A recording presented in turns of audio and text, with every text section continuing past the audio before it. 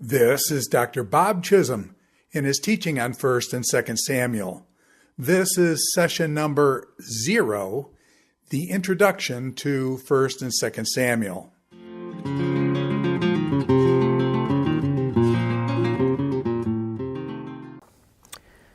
Before we begin our chapter-by-chapter study of the books of 1st and 2nd Samuel, we need to orient ourselves to the book so we know what to expect, kind of do a little overview, talk about the background of the book. When you open your English Bible, you find the books of Samuel in the so-called historical books. You know, we have the Pentateuch, and then the historical books, Joshua, Judges, Ruth, 1st and 2nd Samuel, 1st and 2nd Kings, 1st and 2nd Chronicles, Ezra, Nehemiah, and Esther. And the books of Samuel are tucked right in there in the midst of that history. In the Hebrew Bible, the arrangement of the books is different.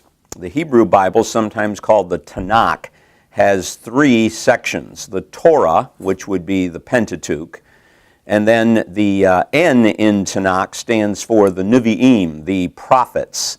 The K in Tanakh stands for the Ketuvim, or the writings. So all of the books of the Old Testament are placed in one of those 3 sections. The Torah would be the Pentateuch, and then the prophets are divided up into the former and latter prophets. The former prophets consist of Joshua, Judges, not Ruth, Samuel, and Kings. The other so-called historical books, Ruth, Chronicles, Ezra, Nehemiah, and Esther, are in the Ketuvim. They are in the writings. So the arrangement of the books is a bit different in the Hebrew Bible. The section in the former prophets, which tells the history of Israel all the way from the entry into the land under Joshua until the exile to Babylon in 586 BC, that's covered in Joshua through Kings. And it's important to realize that there is a theology that's developing there. In fact, scholars sometimes call this the Deuteronomic history. I prefer just to call it by its traditional name, the former prophets. But it sometimes is called the Deuteronomic history because the history as told reflects the theology of the book of Deuteronomy. So that's where Samuel is, in the former prophets, or in the English Bible, the historical books. When did the events in Samuel take place? Well, we are able to determine a fixed date for Old Testament history by looking at Assyrian records, which mention a solar eclipse. And scientists can determine when these solar eclipses occurred. Now, sometimes you have 3 or 4 options that you've got to work with, but scholars have been able to pinpoint which solar eclipse is the key one referred to in the Assyrian records for purposes of harmonization with the Old Testament history. And when we do all of this work in the Assyrian records and then correlate the Assyrian material with what we have in the Old Testament, and we can do that because a couple of kings of Israel are mentioned in the Assyrian records, Ahab and Jehu. We are able to determine that Solomon began his reign in 970 BC. We know that David reigned for 40 years, so David's reign began in 1010 BC. On the basis of a New Testament passage, we are able to determine that Saul's reign was 40 years, and so Saul begins his reign around 1050 BC. Of course, in the books of Samuel, we begin before that. In the earlier chapters of Samuel, there is still no king, and we are in the Judges period. So we're not sure how many years that would cover, but it's before 1050. And then the story ends right toward the end of David's career before Solomon becomes king in 970. So we're covering about a 100-year period in the books of Samuel.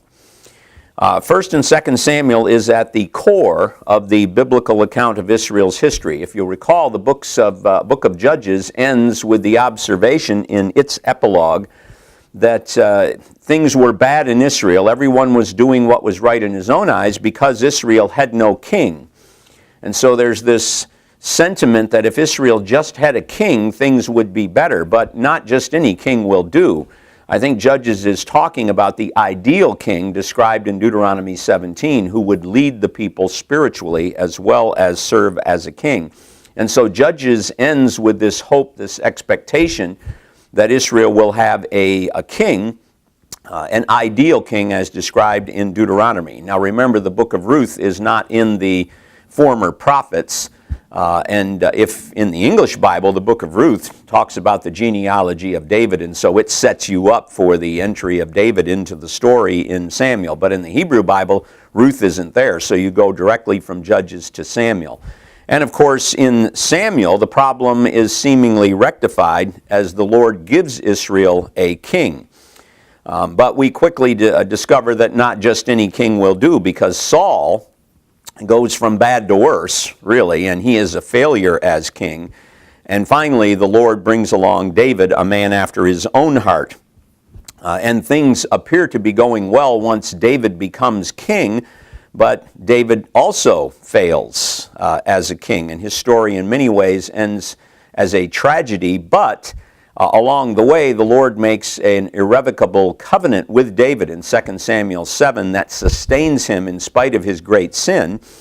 But as 2 Samuel ends, we can forge ahead with confidence, knowing that the Lord has committed himself to David and his dynasty, but at the same time, we understand that human beings are very, very flawed, and so we wonder what will happen in Israel's history. And of course, in Kings, we discover that Israel goes downhill until finally the northern kingdom, in fact, the kingdom divides. The northern tribes go their own way, and Judah is left isolated, and eventually the northern kingdom goes into exile, and then finally Judah as well in 586 BC. Three major characters dominate the pages of 1st and 2nd Samuel. Samuel the prophet, Saul, the first king of Israel, and then David, who replaces Saul. Their careers overlap. Samuel is very prominent in 1 Samuel chapter 1 through chapter 16. Saul comes on the scene in 1 Samuel chapter 9. He's formally introduced at that point, and of course he is a key figure in the history all the way through the book of 1 Samuel. Saul dies at the end of the book in 1 Samuel chapter 31. David is introduced in 1 Samuel 16. He's formally introduced in 1 Samuel 17. And of course, David is the focal point all the way through to the end of 2 Samuel chapter 24. David is the focal point literarily, historically. The other two characters, Samuel and Saul, function primarily in relation to David. As the Lord's chosen prophet, Samuel is the one who anoints Saul and then David as king. He is the kingmaker, as it were, under the authority of the Lord. Saul is the king that Israel desired. His name, Shaul, means asked for. He's the one they asked for and perhaps deserved, but in the end, he becomes a mere foil, a character who serves as a contrast to David, who, at his peak at least, was the king that Israel needed. It's also clear as we go through the books of Samuel that the narrator of 1st and 2nd Samuel wants to demonstrate David's superiority to Saul. There's a sense in which we have here an apology for David, a defense of David, not an apology for his actions as we often use the word, but a defense, like biblical apologetics, where we defend the Bible against attacks by critics. And so this is an apology for David. It's a defense of David's kingship. It establishes his credentials and demonstrates that he is indeed the chosen one of the Lord. From reading the story, we know that not everyone agreed with that in Israel's history, at least initially. There was opposition to David, and so this history demonstrates that David is indeed the one chosen by the Lord. And it defends David against charges that he somehow organized a coup against Saul and was responsible for Saul's death. That's just not true. David was a loyal subject to Saul. So in chapter after chapter, the narrator is going to be establishing David's superiority to Saul. And then you may wonder, yeah, but how does the defense of David work when David commits this horrible sin against Uriah in 2 Samuel chapter 11. He commits adultery with Bathsheba and then has Uriah murdered. That doesn't sound like a defense of David. Well, it kind of is, because you would think that those sins would terminate David's kingship and his dynasty. They're so severe. But David has that covenant. 2 Samuel 7, the Lord has committed himself to David before this, and that covenant sustains David. And the Lord disciplines David very harshly, but nevertheless, he does not abandon David as he did Saul. And so even the story of David's tragic demise following his sin against Uriah fits into the defense of David as the rightful king of Israel. If we want to talk about the structure of the book, how it's put together in terms of its outline, maybe the simplest way is just to divide it up into three parts according to the three main characters. Samuel is the focal point in 1 Samuel 1 through 8, Saul in chapters 9 through 31, and then David in 2 Samuel. But that's simplistic because the characters overlap. And as I said before, David really is the primary focus in the book.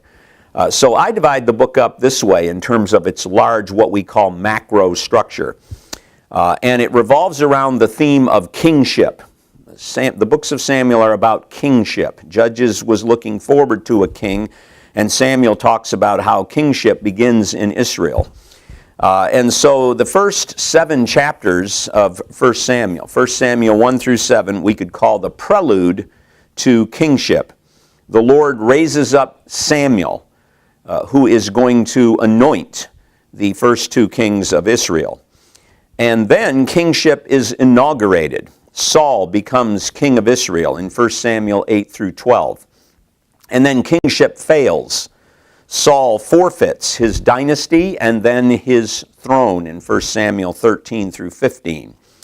Kingship is then in limbo. Even though Saul has been rejected as king, he continues to rule over Israel. David has been chosen as king, but he doesn't take the throne immediately. And so kingship is in limbo. The first king has been rejected. The next king has been chosen, but we're kind of in this in-between period. The Lord chooses and protects a new king, David, 1 Samuel 16 through 31. And then kingship is revived. Saul is killed in battle, and the Lord establishes David's throne and David's dynasty in 2 Samuel chapters 1 through 10. And then kingship is preserved. The Lord punishes David for his sins, but preserves him as king in 2 Samuel 11 through 20. The books of Samuel have an epilogue, which is kind of a microcosm of David's reign, and that's in 2 Samuel 21 through 24. Those chapters are not in strict chronological order. It's as if the story kind of is put on hold at the end of 2 Samuel 20. We then have this epilogue, and when we get there and we study it, you'll see that in some ways it is a microcosm of David's reign. And then the story picks up again in 1 Kings chapter 1, where we then read about the fact that David chooses Solomon to be his successor, and then David passes away. So that's kind of an overview of where we're going in this study, and in our next lesson we'll begin with 1 Samuel chapter 1.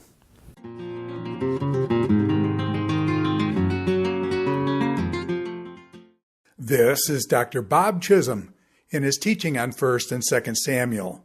This is session number 0, the introduction to 1 and 2 Samuel.